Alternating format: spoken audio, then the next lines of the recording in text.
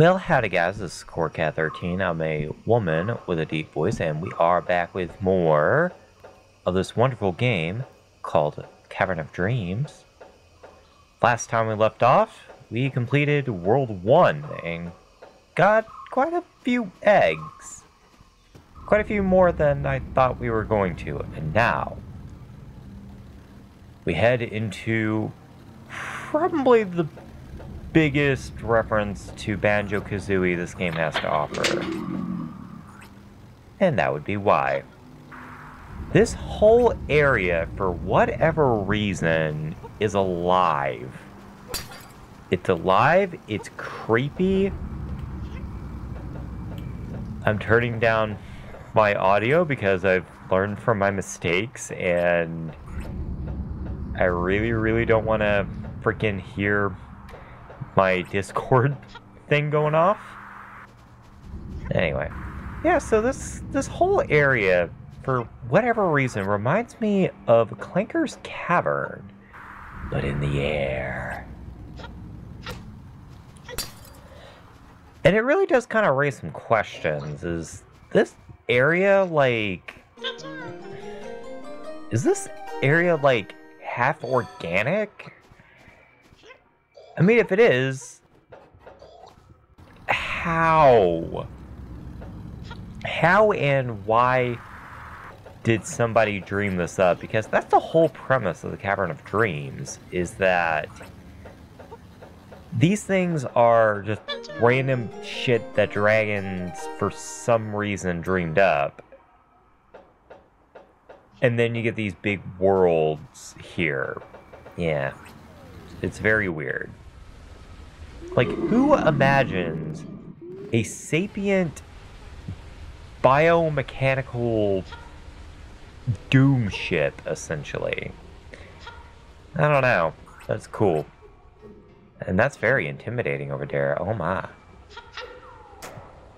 Man, look at this freaking Pepto-Bismol. Gotta fear the Pepto, man. Honestly, I probably should get some Pepto at some point. No, that is a really stupid thing to say, but anyway. At least this guy has Pepto-Bismol pouring into his system. I mean, seriously.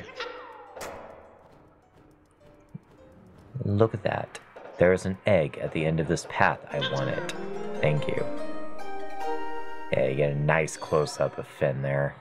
Gotta respect Finn. This freaking dragon is brave as hell, if I say so myself. Like, good lord. I mean, I don't think I would have the confidence to go inside this thing. Though it does kind of remind me of, like, this weird... I don't know if it was, like, a play place or something, but there was, like, this playground, I think I don't exactly remember. I think it was in the commerce area that I really liked, and had like all kinds of stuff, and it kind of reminded me a little bit of this, in just that it's very mechanical and all that, and I just thought it was cool. There actually is like a little playground or whatever in town, and it has like this cool train playset, or not playset, but this train looking area, and ow, that hurt. That was quite rude. That was quite rude of you, Mr. Kipperton, which I'm only now mentioning because reasons. Because I'm telling stories. Because this is a blog with gameplay, as I established last episode. But yeah, so there's this place called Kid's Kingdom that has all kinds of like little jungle gym type things, but there's also like this castle type area and this train looking area, and I would always use it kind of like a time machine or whatever, like a rocket. Man, I tell you, I had a lot of good times there. And just saying, that just makes me want to go back. Relive the memories. There's also a swing set there. I used to like compete with my friends to see just how high I could go. I can get pretty damn high, let me tell you. Actually, me and May Jones actually were going to do like some sort of project there. I don't know if it was like a short film or if it was going to be a music video or something, but I don't know. Just our schedules just didn't overlap enough for us to finish the project. But I don't know, it was pretty fun. I know we had a couple of photo shoots there. It was freaking cool, man. I loved doing it. I just wish it wasn't really hot that day. Now that I say it, it's just making me realize it's been months. Good lord.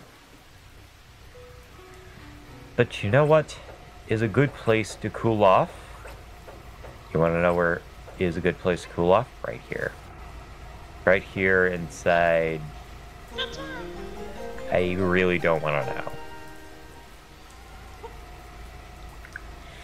Like, going back to, like, the biomechanical angle of this thing, like, look at this freaking background and the floor and everything. It looks like an organism, which makes me feel almost kind of bad for running around inside of him, but I mean, we kind of have to, because the bitch, I'm not quite sure what she is, kind of threw everything into these worlds, so I have to go rescue them.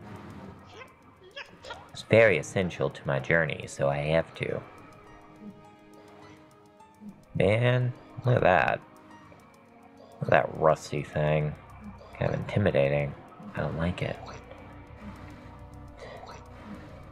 Now, honestly, seeing this reticle right here really just...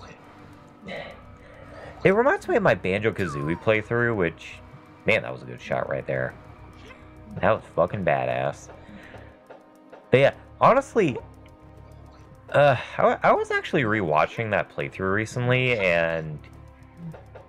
God, there's so many things that now that I've actually beaten the game and I played it a few more times, that now I watch those videos like, good lord, these things are so fucking obvious now. Like, granted, I don't usually play very far in Banjo, just simply because, I don't know, after a certain point it gets pretty bullshit. But still, it's just like, especially like in the early parts of Gruntilda's lair, it's just like, God, how is she so stupid? She was so dumb. Past Avery, you're an idiot. I mean, I did openly admit it was the first time I ever really played the game officially. So, I mean, there is an excuse there. But anywho, this room's pretty interesting. I just saw something that looks like it should be an Anodyne 2.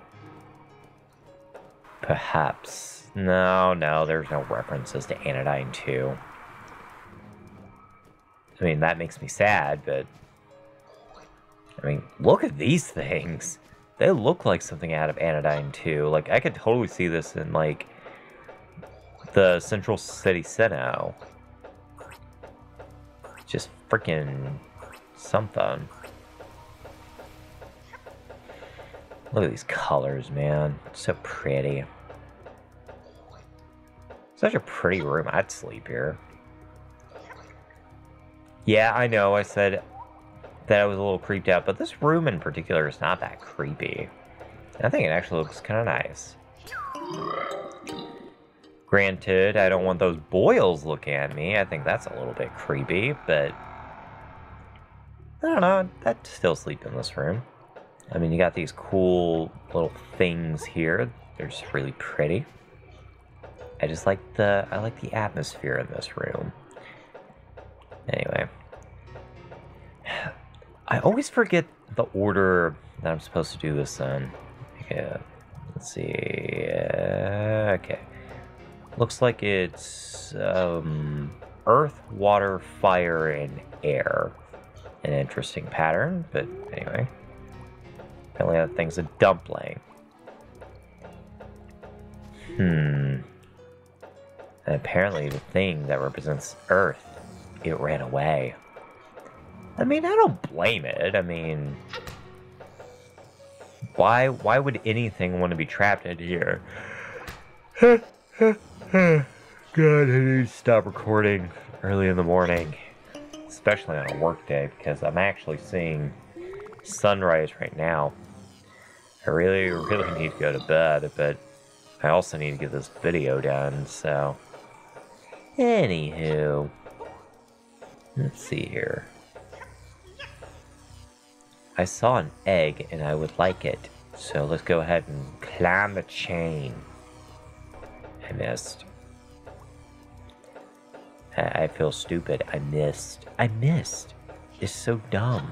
I'm gonna try something. Whee! Alright. Whee! Yes! Yes! And that, my friends, is how it's done. Now then, let's go retrieve our friend. Well, I don't know if it's a friend, but I know for a fact that it's my sibling. And they did absolutely nothing wrong. So, you know. Let's see here. Rolling around at the speed of sound. That was horrible. I'm so sorry. Alright, yeah, grab some shrooms. That makes everything better. Yum. Yum. Yum. Okay, is it just me or do those wheels kind of look like eyeballs? I don't know.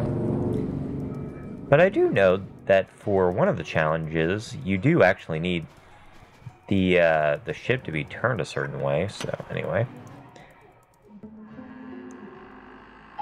I open the heart, and I gotta rush before I'm too late.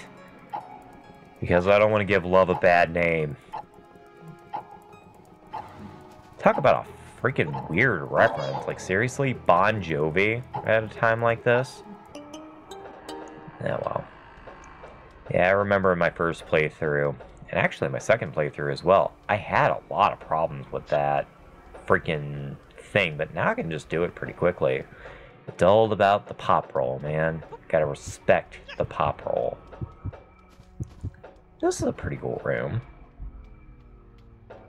Kind of reminds me of the photo generating room at my mother's old work. Because back in the day, in case you didn't know, you had to develop film. I fell. That was stupid. I'm sorry. I just wanted to tell my stories. Anyway. So, back in the day, you had to develop photos with film in a very dark room. And it would actually have kind of like this really cool red glow. It was pretty neat. I guess I didn't turn down the audio very well. Anyway. Ugh, that thing's moving. Gross. Alright, let's see. Gotta activate that. Oh, Finn's scared. I don't like when Finn's scared. It makes me sad. Yeah, let's get us out of here as quickly as possible. We hit that one. Now we gotta jump over here with this creepy ass face. It is a really fucking creepy face. Kind of reminds me of the Tox boxes from Mario 64. Honestly, in my opinion, those things are way creepier than they are in the Galaxy games. Like, ugh. Just the fact that they're just painted on, it's just, ugh, it's uncomfortable. Very, very uncomfortable. But looks like we have softened this thing's heart. Apparently it had an egg in it. So I guess that would technically mean that Finn is a heart surgeon today. How about that? Also, it kind of looked like the astrological symbol for Mercury. That's interesting. Which, by the way, in case you don't know what that is, it is a caucus. What's a caucus? I don't know. But that's just the symbol of Mercury. Oh my god, speaking of Mercury, I need to do more, like interpretations of planets as human girls, because that's honestly just a fun challenge, you know? Because, I don't know, it just kind of demonstrates, like, the different planets' personalities. And honestly, one thing that I find very interesting is that a lot of times people don't really interpret the planets based on like the actual planetary conditions and stuff like that. They just kind of go for like whatever feels right, which honestly I respect that. But at the same time, like whenever I was designing the characters, I was kind of basing it on like what the planets are like themselves. Like for example, Jupiter is like the big kind of vacuum cleaner that kind of protects the planets, but also has kind of a furious side, and sometimes will actually perturb asteroids and fling them towards Earth and the inner planets. So I interpreted Jupiter being like this. I'm going the wrong way. I gotta pop roll somewhere else. I might have to abandon my potion. This makes me sad. I like this potion. Oh well. Anyway, as I was saying, I interpreted Jupiter as kind of a motherly type. Like kind of, well, okay, maybe not motherly, but kind of like one of those kind of friends that will pick on you a little bit, but is like uber protective of them. So it's one of those like, she's cool when you get to know her, but if you don't know her or whatever, she's might be kind of an asshole kind of things, or at least seem like it. Saturn, on the other hand, I imagine it's just a bitch. Like a very, very shallow bitch. And yes, I do interpret Saturn as a blonde. Like a ritzy blonde, because, you know, the rings and all that. And I kind of base that on the fact that Saturn actually has the lowest density of any planet in the solar system. Like literally, if you found an ocean big enough, Saturn would float. I don't know why I did that. I think the wind actually pushed me back through the window. That was interesting. I don't think that's ever happened. Anyway. But yeah, so I interpreted that as Saturn being kind of shallow. And like her emotions are very surface level. One of those, yeah, basically what you see is what you get. She's a bitch on the outside and the inside. Venus, on the other hand, I interpret it as being like this very hot-tempered kind of person that is kind of like two-faced in a way, where she acts kind of sweet, but she's really just kind of passive-aggressive. Like, she's really, really pretty, but she's also an asshole, you know? I don't know how to explain it. I imagine she's a very dynamic character, that I guess is what I'm saying. But honestly, that's kind of how I deal with, like, making planetary characters, is like taking the actual conditions and stuff of the planets in question and just making characters out of them. And you're very welcome, Mr. Kipper. I'm glad to assist you. I was happy to help Clinker, and I was happy to help you. Anywho. Any hoodles with the pink poodles. We're back in the sewers. I keep expecting Gruntilda to pop out of nowhere and just laugh at me, or say something disgusting. But, alas, she is not here. This is not the universe for that. It's too sweet for that. How did I miss these mushrooms here? I don't know. Anyway. Oh, mercy. I had a bunch to talk about today. I'm kind of surprised. I mean, it was a bunch of nonsense, but would you expect anything less from me at this point? Alright. Well, I think we shall end this video off by feeding our friend here. Gotta make him happy. Yeah, fall asleep. I kind of want to fall asleep here shortly, too. Make that portal. Make that... Well, hi. How you doing there, buddy? Yeah, he does look pretty comfy. Give me my new power, Sage. I really, really want you to give me my new power. Stop talking. Stop talking with your Glover-ass shit. Man, quit talking, you Glover-ass shit. They didn't give me a new power. It made me sad. But on the bright side, we can bust down this door. Yeah, that's kind of a weird mechanic the game doesn't really tell you about. Oh, fuck. I'll get more into what I'm saying later. What the hell do you want, Luna? You fucking asshole. And who are you calling a puke? You look like a fucking puke. I mean, you're the asshole that has a mouth on both sides of her fucking face. Uh-huh. An artist, huh? Yeah, you really look like an artist. You look like a knockoff Adeline. Kinda dumb. Kinda dumb if you think about it. Man, look at freaking Finn there. He is pissed.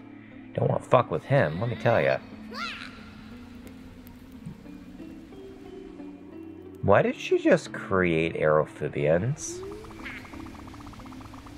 Man, you ain't making my life any harder than it already is. You need to get your ass out of here and get yourself a life. Let me tell ya. Go paint your damn shit with freaking Edgar from Psychonauts. I almost forgot its name there for a second. Yeah, Cursor to Black Velvetopia. I was stuck there for so damn long, and honestly, I still feel like I couldn't figure my way out of that stage even if I tried. This is not a good place to sleep, let me tell you. Very nice. This is the kind of color scheme I really like. I really like whenever black complements like a cool color. It just, God, it feels so nice. Kind of reminds me a little bit of the Boggly Woods. And man, I tell you, Boggly Woods has never looked prettier. Thank God for the freaking Switch remake. Ba-ding! Now that may look random, but I assure you it's not. Because what I did there was liberate an egg, which is right here. I'll take that now. I like that it has little crescent moons. It's very nice, very nice. Actually, that's one of the settings in one of the stories I'm writing. That's one of the first areas. It's called Crescent Town. Because it's kind of shaped in such a way that it looks kind of like a crescent moon from above. I need to actually draw the layout of that town one day. Not today, though. Today, we're playing Cavern of Dreams, and that's more important. Although, to be fair, I can't play for too much longer because I got to go to bed. Yeah, it's one of the sad things about being an adult. You gotta go to work. Man, I tell you, Saturdays are just... They're honestly some of the worst days, just simply because of all the freaking sales and stuff that are going on. Plus, you gotta reset the sale, and that causes confusion. Ugh. It's irritating. Anyone that has worked a retail job where Saturday's a big sales day, you know what I'm talking about. Aw, man. I was talking about nice places to sleep earlier. This is a real nice place to sleep. Let me tell you.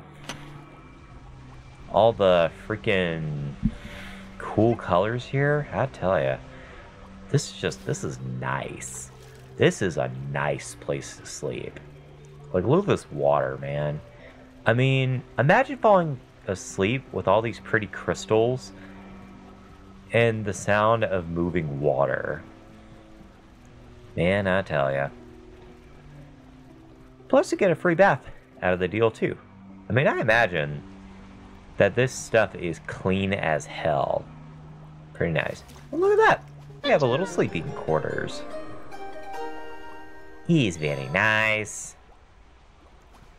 Man, I tell you, I'd sleep here. I really, really would love to sleep here. It's so nice.